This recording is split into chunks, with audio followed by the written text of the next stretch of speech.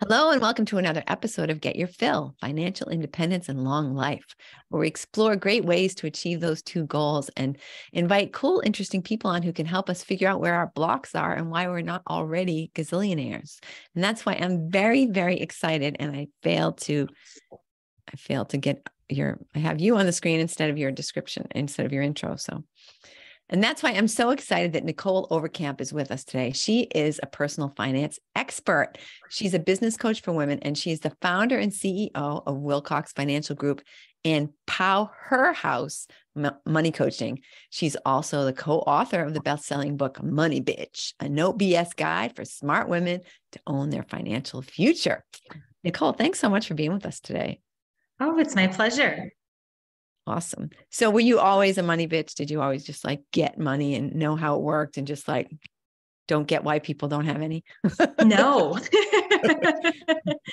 no, I was not. I had to learn a lot, and I learned a lot from my own mistakes, and I think at the end of the day, we are all human, and regardless of how much you know about money, you don't always do what you know. Right. So there was a lot of that as well that my younger self had to recognize and learn from and really grow from, truly from a mindset perspective, discipline. And then I think, looking within and saying, man, like, is this really where I want my resources to be going? Am I putting my money where my goals are, and how can I convert that? Yeah.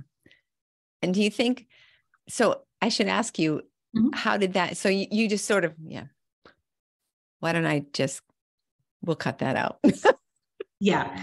Well, I think sometimes things just hit you like an anvil, and you realize I'm not living maybe my most aligned or authentic life, or you recognize that you're not happy and you've been replacing that sadness or anxiety with a temporary thing. For me, it was shopping, right? Retail therapy. And absolutely. Yeah. And it was the only thing I had time to do, because when I was younger and just getting started in this business, I was working 80-hour weeks, 90-hour, just crazy hours. And so the only thing that I could do to have that release was to shop online, and which I don't know why I did, because it's not like I had any time to like wear these things, but I did have a lot of shoes that I wore to the office, and I had another habit of every single day was going out for ice cream, and that added up. And when I realized it was $1,500 a year on ice cream, and now this is going back 10 years ago, people. So that was a lot of money for one thing. And so those little things were bubbling. I'm like, well, why am I doing this? Is it the ice cream, or am I just escaping the office? Is it the shoes, or am I doing an impulsive thing to escape anxiety, or feel like I need to have this false sense of success for people to see, because I wanted something to show for all the work? It's incredible. I think sometimes how much money is linked to all things not money, right? All the things that we put behind it or put with it that can result in either a lot of wealth building or quite the opposite.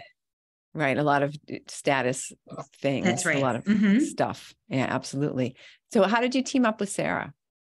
So I met Sarah actually the same year that I launched Wilcox Financial Group. At the time, I was on the board for the American Business Women's Association, and I coaxed her into joining and in joining the board. And so through that, we got to know each other. I just immediately had this trust and respect for her. And she had recently left her banking career and was in the quandary of like what to do next. And so I didn't know what I needed, but I knew I needed help, and she was available. And so it really started just like that. She started as my admin assistant and was literally working out of my bedroom in my, at my desk, because at the time I couldn't afford the extra office space in the, corporate parkway that I was renting. And so it started there. And I mean, man, I didn't know her for that long. And I was like, here's the keys to my house, help me out, And it grew from there. And she was just terrific because she loved to do all the things that I hated doing. She was good at the things I was terrible at. And so Perfect it was partnership. really a nice dynamic duo. And she had the ability and the capacity to learn quickly, learn on her own, which is great because I'm not the best teacher when it comes to that. And so, and then over the years, it developed into more, and she got licensed and really became such a great supporter. Excellent. Oh, that's nice. What a nice story. Because sometimes it's just the opposite. You're like, oh, my best friend and I went into business and now we hate each other. And, and you just sort of evolved into a real great partnership, it sounds like. Absolutely. Yeah. Wonderful. I mean, it's, I think we both, I hope I can speak for her, but, we're really so fortunate in terms of how that worked out. And it hasn't always been easy. It hasn't always been, unicorns and rainbows. We've had some challenges, but I think what made it easier was our ability to communicate really well and be super transparent with each other in terms of what isn't working and what we really needed to overcome, because like any partnership, it's hard. It's really hard. It's like entering a marriage truly. And so, and we spend a lot of time together. And so I think, when you're spending that much time with one person, I don't know as though it's normal if you don't get irritated by one another, right? Yeah, definitely. But like you say, the communication, just let the, Absolutely. Mm-hmm. Do you think women are different when it comes to money, the way we look at it and think about it and deal with it? I think that we tie more things to it sometimes. There's the ability for us to build wealth and handle it and earn it. I do believe is the same, but we have a tendency to not put as much ownership on ourselves, to prioritize ourselves, to figure it out. And we have more shame and vulnerability around money than men do, where we are less likely to ask for help because we're afraid of being judged, or we're afraid of being mansplained, or we're afraid of not being where we should be. And so we make up these stories in our heads that I find men don't typically do. Right. And so that said, I do think that is a different thing for women, and the pressure we place on ourselves about it and feeling like we should be somewhere else or should be further ahead. And so that can cause a lot of trepidation or procrastination in terms of taking care of things, when in reality, it's always figure outable, right? I think the biggest burden is just like saying, okay, what do I do now? And it doesn't matter how late in life you're starting or how early you're starting. The biggest thing is starting. Yeah. Yeah. And how about, I think women also perhaps have a tendency to put other people's needs ahead of their own when it comes to saving money and investing money. Like, oh, I should pay for my kids' college first, and then I'll do my retirement saving. Or do you find that at all? I do. And I actually find that a lot with men too, where they just don't realize how planning for everyone else first actually makes everyone else in a worse position than if they were to plan for themselves first, make sure that they're set up and solid, can retire, so that they don't have to be a burden to their children later. They're in a much better position than throwing everything at college now. And it's perception. And I think also we get caught in that comparison trap of what everybody else is doing, and without knowing, of course, what's under the curtain or behind the curtain, rather. I always mess up those things. Both. They both work. I do see that a lot with parents, especially parents nowadays, right? And they feel like they have to do everything for their kids, when in truth, they're not always helping if they're not taking care of themselves first. And I've seen it. I've seen the stress. I've seen the anxiety in couples, and it doesn't need to be that way. But I think it's also the release of, okay, how can I do this? How can we still do things we enjoy, and then prioritize simultaneously the future and being prepared for what's to come. Yeah. I noticed on your website, you do money coaching and business coaching. And it seems like, I mean, is there a lot of overlap between the two? There, with mindset issues, there is with the money coaching for sure. I think when a client is ready for financial planning, that doesn't mean that they don't have any mindset, behavioral, or habits that may be holding them back from planning, right? So I think that's the biggest thing that we tend to never let go of. It just morphs and changes as we evolve as human beings. But the coaching is truly working on the discipline, the habits, the money mindset, and all of the behavior things to get someone ready and prepared for financial planning, for sure. And then the business coaching is a whole other animal, and that's really focused mostly on helping women build a more profitable business, but a business more in alignment with their lifestyle, where I think we feel the busier I am, the more money I'll make, when in reality that's not true, and you'll burn out. So how can we really give you that ultimate support system and all of the tools and education you need to grow your business effectively? And of course, finances, money, numbers will always come into play, but it's so much more than that as you grow a business. And I'm sure, Christine, you can speak to that. It's so different to know your craft and be an expert at it and be an entrepreneur. They're two totally different things, and we don't always realize all the moving parts and what that entails. So that's what we created that program off of, because of and again, what I learned over the last decade building a business, and what not to do, and what to do well. And now I want to be able to teach that and give other women those resources in a shorter period of time, and not have to suffer all those years and learn those lessons that I did, and giving them that confidence they need. Yeah, because there is, I think for both, there is that potential for, getting in your own way because you're not 100% comfortable with the idea of having a lot of money, right? I mean, sure. People find that.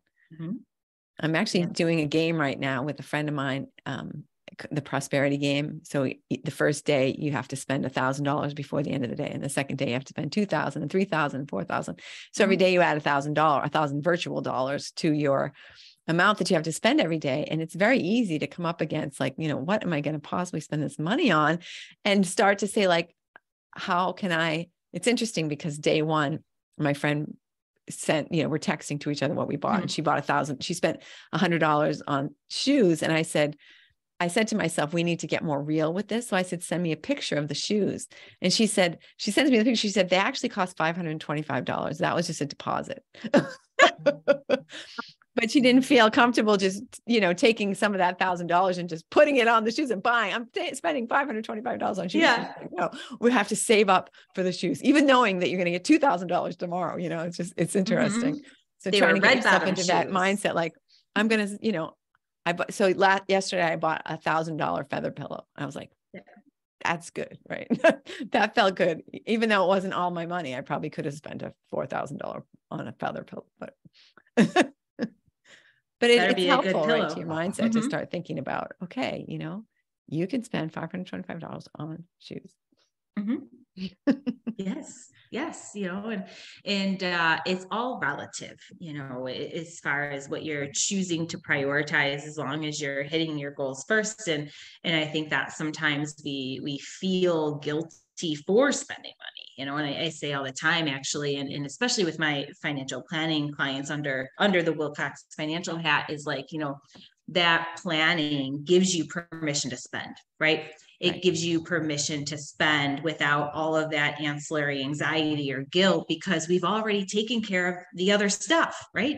We've always made sure you're prepared for retiring or legacy planning or the next 5 years in college. And so it's really this different feeling of flipping the switch and saying, wait a minute, if I choose to buy a $500 pair of shoes, I can, because that's available in my bucket. Or someone who isn't there quite yet is choosing just more date nights. It just depends on what you want. And you may not value shoes, but you may value more vacations. And so the idea is to make it work within what is important to you.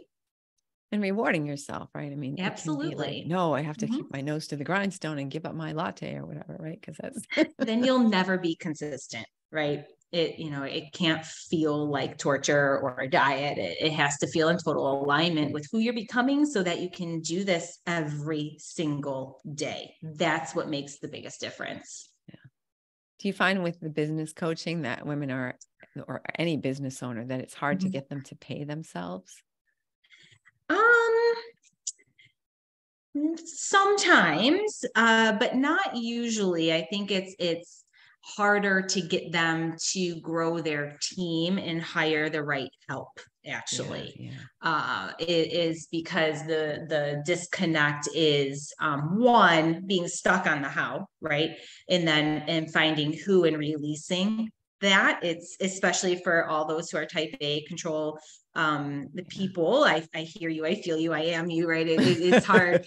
It's hard to do, but once you do that, it's life-changing because it's the only way to scale. But that is where a lot of the time I actually find the most resistance is growing the team and knowing how to do that and then what it looks like, because that's scary. It's scary to say, well, there goes 50 grand to somebody else that could be in my pocket. Right. Are they going to give me the right ROI or not? How do we figure that out? What does it look like? So I would say that that's more so.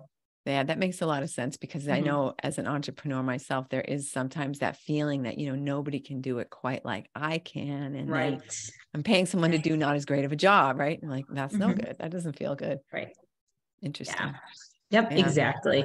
It's scary. It's scary to let that go, and I think what's important is to trust your intuition when you're hiring that person. Ask the right questions, of course, and make sure that they are fit for the job, but then trust that they're competent, trust that you did find the right person, and that you'll also need to have acceptance that they'll make mistakes as well. And that's okay. Right. It's the only way that they're going to learn and get better, hopefully, and learn from that. So as long as you're willing to let go, but then also accept that mistakes will happen, it will get a lot easier. And that's okay. I think sometimes we feel like it has to be perfect all the time. But I mean, how many times have you made mistakes? A lot, so yeah, exactly. So giving that grace too, because, when we recognize the very fact that like, well, if we don't get this help, we're going to make more mistakes because we're taking on too much, or not really being realistic with ourselves in terms of having a business model that's even structured to hit the revenue goals that we want as well, which is another really important thing to actually recognize is, based on what you're saying you want to accomplish, can you with your current model? Right. Yeah. At what point in the process do people typically start working with you, and as far as when they're starting a new business? Is it like, I'm thinking of starting a new business, or is it more like, I've been doing this for X amount of time and now I need help? For business coaching? Yeah. Yeah. So typically, and for our mastermind, they've been in business for at least a year, where they've gotten established, and they're really at that next inflection point, and now they're ready to commit to a coaching program. Because intimate, though, it's limited to 6 women, but typically, a startup or someone who's just getting started with a business isn't a good fit for that, because they need a lot more. They need a lot more one-on-one attention, especially with the logistics and getting started and the communication and kind of getting through all that stuff that you think about when you started. Those first 1 to 2 years are, depending on the type of business, of course, there's exceptions. There's a lot, and that usually requires more of a one-on-one relationship. Yeah, that makes a lot of sense. Yeah. Are there good practices so when you first meet someone and they've been in business for a period of time, do you, based on your conversation, do you sort of already have a feel for whether or not this person is likely to succeed? Whether or not they came to you as like, oh, this person is, they haven't set a good foundation, perhaps, or something. I think it's actually more so mindset and their hunger for education. So if they're not on the strongest foundation, that's not a deal breaker. It doesn't mean they're going to fail. They just have to be willing to change it and acknowledge it, because that happens all the time. But what will cause a business to fail is someone's inability to accept advice or change or pivot in their ability to be flexible. And oftentimes I find entrepreneurs fall into the trap of, I'm too busy. I'm making excuses instead of seeking results, doing the same thing over and over again. Well, it's just hard for me because there's a lot of competition, or this is my slow season, or it's different after 2020 and we're really just referral based. And we have clients falling off because they can't afford it and we're headed into recession. Those are all excuses. They are not facts. Right. So if your mindset is that, there's a good chance you're not in that I'm ready to be resilient, pivot and learn and be coachable. It's not going to work. But if, regardless of the foundation, if they're stuck, but they're open-minded and willing to implement and change, there's a 100% chance that business can be converted into a really nice, well-oiled, profitable machine. Yeah, it's interesting. I sometimes talk to people and you can hear, like, no matter what suggestion you might give them, or you might say, did you try this? Oh yeah, but that won't work because of this, and that won't work. And you're just like, okay, so forget it. All right. You know everything. I can't help you. See ya. Exactly. Yeah. Thanks. I'm glad. Well, sorry. I guess you are going to fail. You're right. Oh, so too bad. Right. What can you do at that point? So how can people recognize that they have some like limiting beliefs, whether it be about their business or about money? Do you think everyone already knows that they have those, or are they sort of sometimes hidden from us? I think they can be super subtle. I think that we aren't always self-aware of that. And sometimes we're not sure how to recognize it or even admit it. And so it's about sometimes just pausing and reflecting and saying, how did I get here and what am I afraid of? Right. And writing it down, because when you allow your thoughts to flow onto paper without judgment, without thought, a lot of truth comes out that you just didn't take time to recognize when you're in the busyness of life. And often that can give you answers that you've needed or point you in the right direction moving forward. When you start to write down the things that you're afraid of, often are going to mirror the potential blocks that you have or what's been holding you back. And it can create a lot of aha moments for people. Do you think that's something people can do on their own? The letting their thoughts flow onto paper? Absolutely. Well, more the analyzing it once they, going back and reading it and saying, oh, look at this, right? Is that something that you might just skim over it, right? Oh, no, that's okay. No, I think that if someone is willing to do the exercise, they can recognize some of those things holding them back. The next is the scariest thing, and that's reaching out and seeking someone who can help them convert it. Right.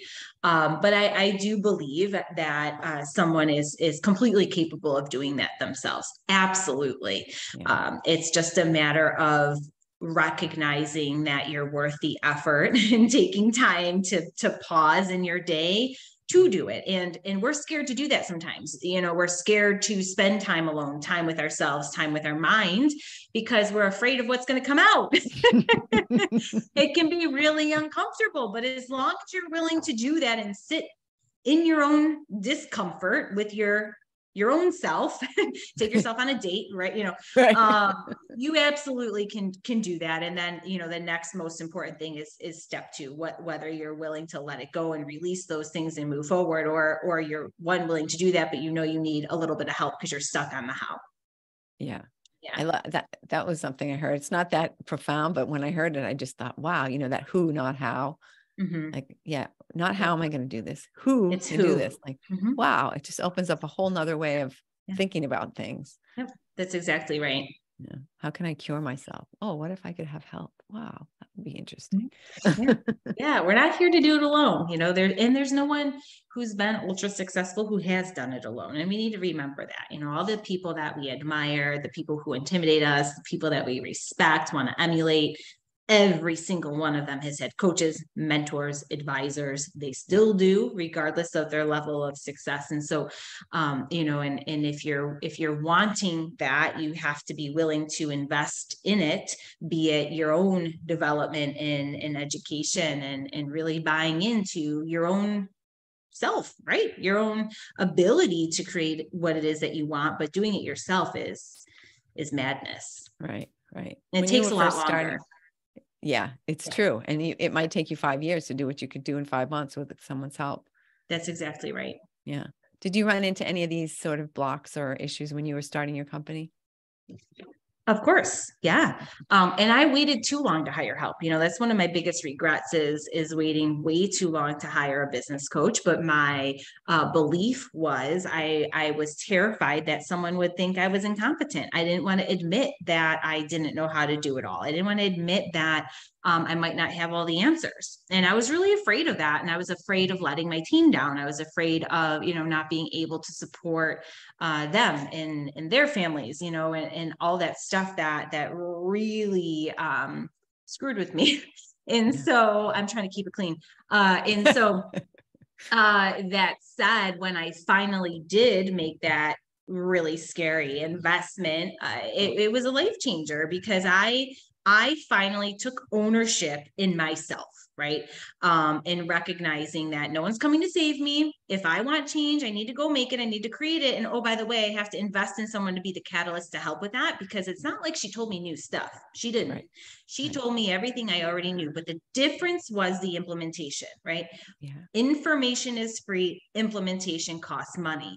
And so because often we do know what to do, but doing what you know is different. And sometimes you don't know what you don't know. And there's often a combination of that. But in my instance, there wasn't. But I actually started doing those things because someone was holding me to it. But the fact that I invested so much into it, I was like, well, better do it now. I've got no choice. And this is the way. And so it helped me get out of my own way, because we're often the one person standing in it, right?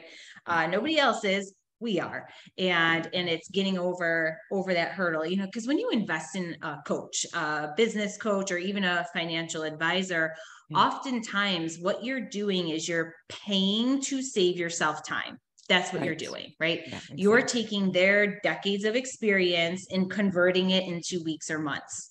And so if you're doing that, you're simply paying to chop your timeline in half, right? It's not that you can't figure it out, but how long do you want to take to figure it out? And what is that going to cost you, right? Exactly. What are you missing out in the meantime? Exactly. And what is that actual cost? It's a lot more than what you're investing in a coach. Absolutely. Yeah, that's so true. And I think it's sometimes hard to think about that, especially when you're starting and money feels a little tight and you think, oh, this is just too much to invest. But then you've just wasted how much of your own time and money and potential revenue, right? That you took 3 years to make instead of taking 3 months to make, or however it would have worked out that you could fast track.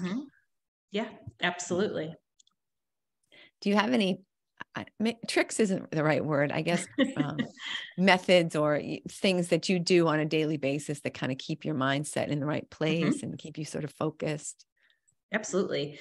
So I am extremely routine driven, and I have to be to keep myself in a high energy, high frequency state. The ability that I or the reason I have a capacity to do what I do at the level that I do it is because of my routines and what I do every single day. And so for me, it is always moving my body. So I go to boot camp Monday through Friday, every single day at 4:30. Doesn't matter what's going on. I schedule clients around it. My life is scheduled around it. I do not break that promise with myself. I walk every day, and it doesn't matter what the weather is doing. And this is every single day. I live in Buffalo, New York, 3 feet of snow. I'm walking. Pouring rain. I'd be trudging through 10 feet of snow on any That's exactly day, right. I did buy a treadmill this last year. So I really have no excuses. Even if it's a little dangerous out, I can do that, but I walk every day. Yeah. But here's the thing. When I'm walking, I'm always listening to something. So I go through 1 to 2 books a month. And I'm constantly an active student of the game. So I'm always listening to either a biography, a self-help, self-development book, or a business book that I can learn and absorb something from. Even if it's not specific to what I'm doing, I think that anyone who's listened to someone else's life story, you can pull so many gems out of that, right? And it really helps your mindset. So those are 2 non-negotiables for me. And then every morning, same things too, right? I always read or listen to something positive. I always state 3 things that I'm grateful for, because that's when your brain too is the most fresh, the most moldable in setting your tone for the day and in doing that. And then I take time to have coffee and eat breakfast. Like, I do not rush. I will take time to eat that and digest and look at my day and plan ahead. And for me, even if I have a 4 a.m. flight, I'm waking up 2 hours early to do the same routine. It's that important to me, because if you give up on yourself or you make negotiations, it's a slippery slope. And so for me, it's something that is important to maintain all the time. So that way I can always keep that attitude in check, right? And my health too, right? And doing those things are really important. Yeah, definitely. Definitely. What kind of tools, are there any tools that you could give people who are sort of in a place where maybe they're thinking about being ready to do something, but they just need like a little bit of guidance to help them to discover the fact that they are worth the investment of a coaching or some type of training, and that they are ready, or that they even need it? I mean, I guess like I don't know if you have like a discovery call with people, what kind of questions you ask them, or how you get them to sort of understand. I don't know. Am I making sense? I think so. So yes, I do a discovery call every single time to make sure, that individual is a good fit. However, a really good exercise is to think about where you are right now. Where are you right now? Where is your business? Where is your income? How is your life? Everything. And writing it down and looking at it and asking yourself, is it where you want to be? Is it where you want to be? Most of us, no. Right? There's things that we want to change. We're grateful for where we are, but we know we're capable of more. So what's the more? What does that look like? Write that down in another column. Write down exactly what you want, where you'd want to be, your ideal day, your ideal life, structure, business, income, all of that stuff. Right?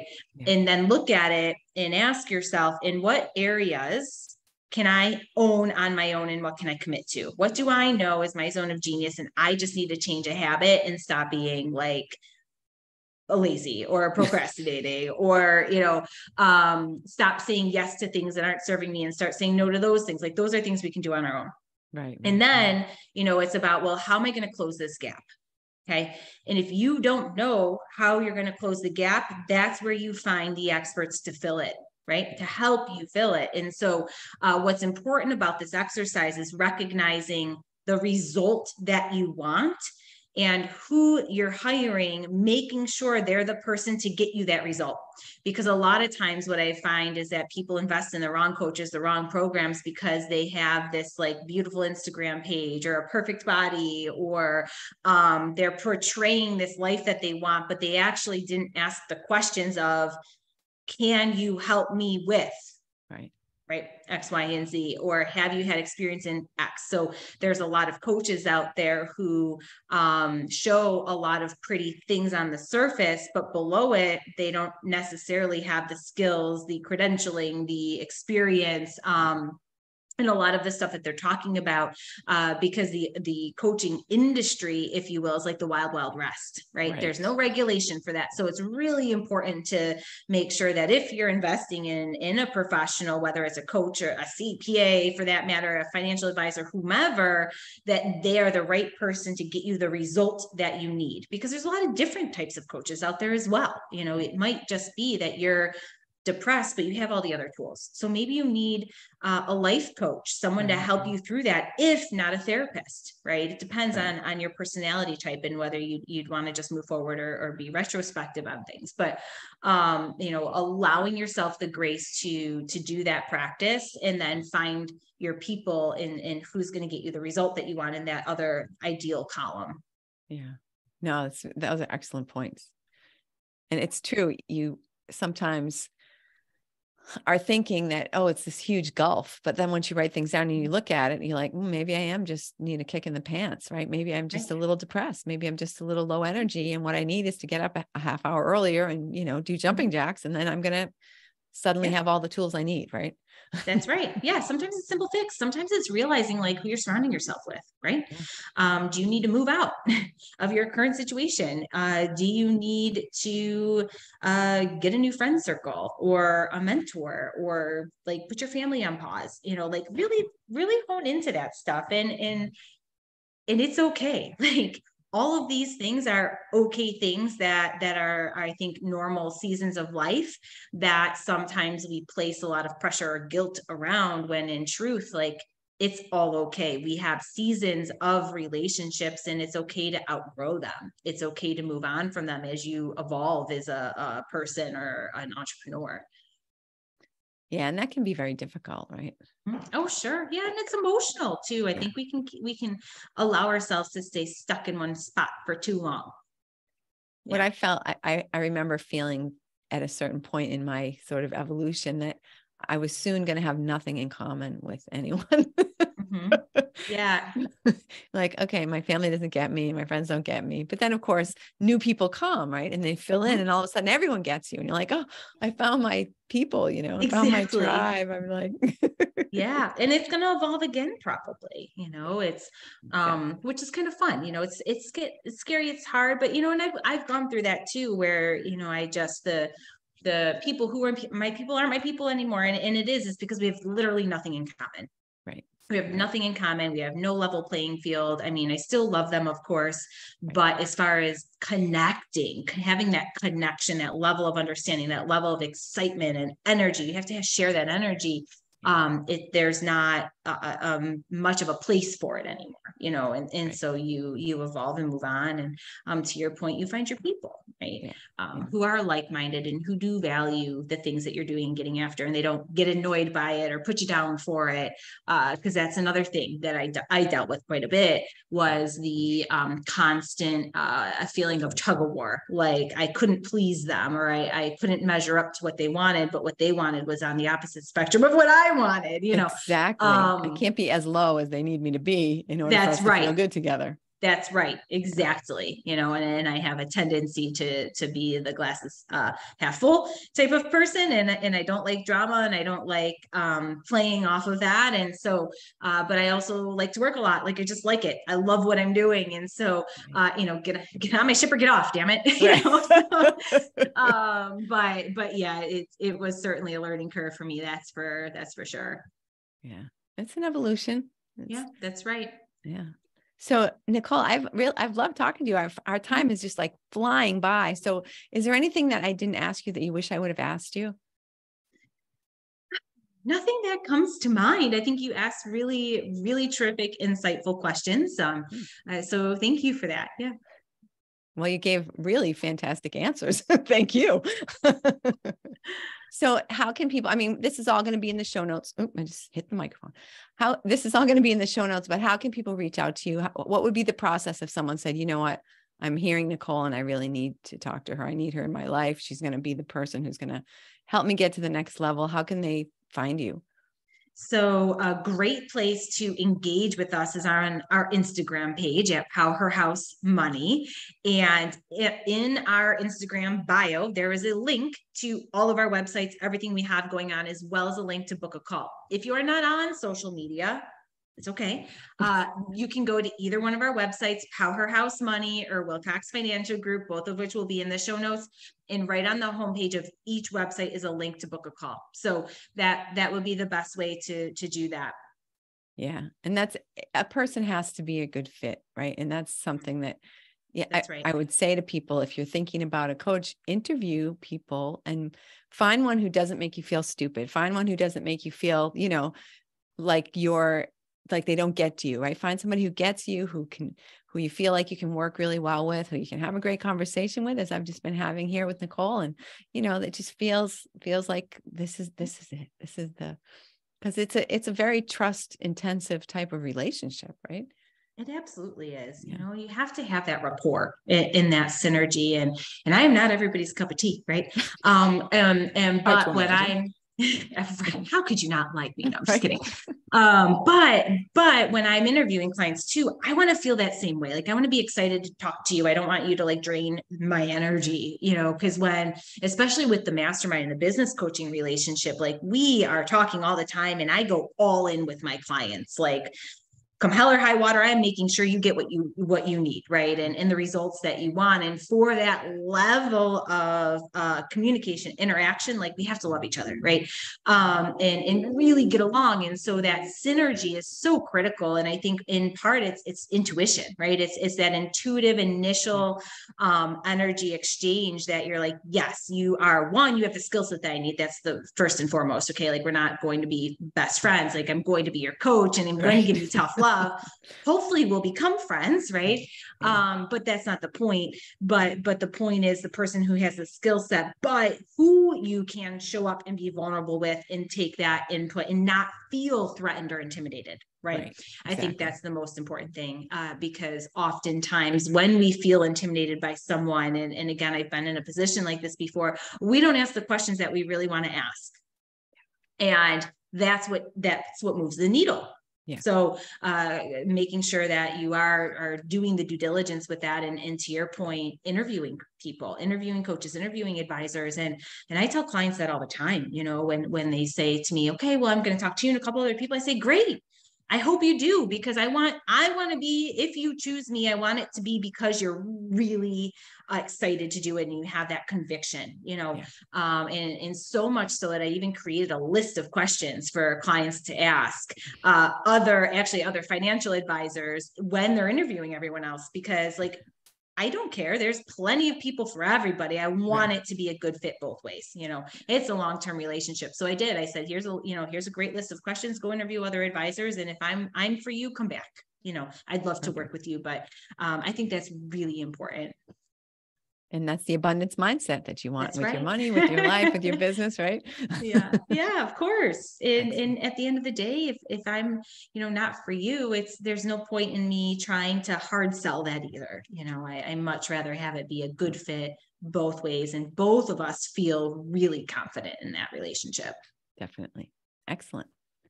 Nicholle, thank you so much for being with us today. I know I got a ton out of listening to you and talking to you, and I hope that everyone else did as well.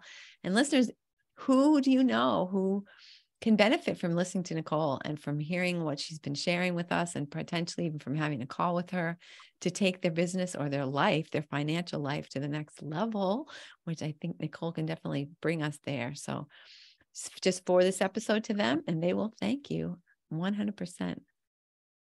Awesome. All right. Thank you.